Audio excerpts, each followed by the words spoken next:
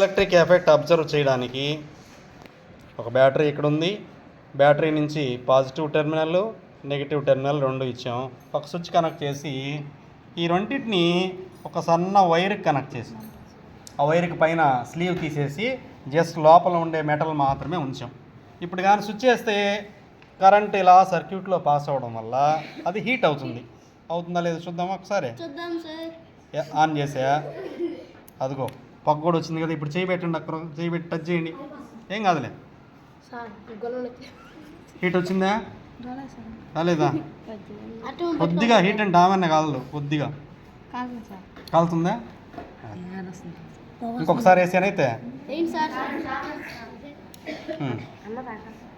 పట్టుకోండి, కాలుతుందా? టచ్ చేయండి అమ్మ అమ్మాయిలు. అదిగో వైరే కాలిపోయిందండి దెబ్బకి, చూసారా? అంటే ఎంత హీట్ వచ్చిందో అండి. హీట్ ఎలక్ట్రిక్ ఎఫెక్ట్ని బ్రహ్మాండంగా చూసేసాం మనం.